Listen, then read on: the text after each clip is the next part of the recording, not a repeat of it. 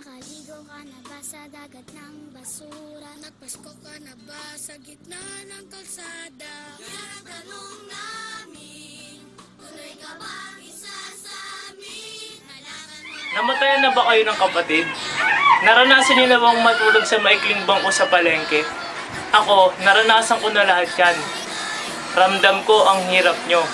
Kung gugustuhin ko pang yumaman pa, babalik na lang ako sa pagiging negosyante. Kung natapos ko ang kahirapan ko, magagawa ko rin sa inyo. Banata ako, tapusin ang kahirapan nyo.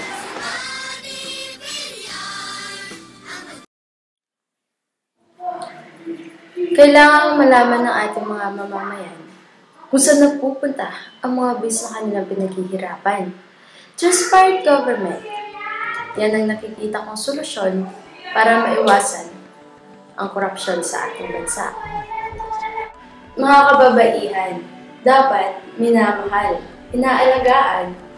Yan ang gusto kong mangyari. Yan ang dapat na treatment sa ating mga kababaihan.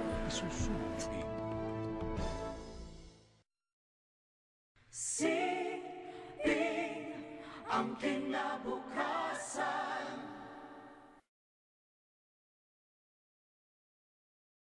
Pangako ko sa Diyos at bayan, hindi ako magnanakaw. Sa tuwing darating ang halalan, madalas na tayong makarinig ng mga matatamis na pananalita mula sa mga taong ang nais at layunin ay ang manungkulan sa ating bayan. Mga pangakong nagbibigay ng importansya at manasakit sa ating bansa. Paunlad at pagpapaganda, di umano ng ating bayan. Pagbibigay ng sapat na edukasyon at malinis at tapat na pamahalaan. Ngunit nagandaan na ang maraming taon. Marami na rin halalan na lumipas. Pero wala pa rin pagbabago nagaganap sa atin. Patuloy pa rin ang pulaganap ng mga kahirapan. At marami pa rin pamilyang Pilipino ang walang tirahan at hanap buhay. Kabataang hindi nakapag-aaral dahil sa hindi matapos-tapos na korupsyon ng ating pamahalaan. Kaya sa darating na eleksyon, hahangarin ko ang inaasahang pagbabago. Boboto ako na ang iniisip ay ang ikabubuti ng nakararami. Boboto ako na may malasakit at pagmamahal sa aking bayan.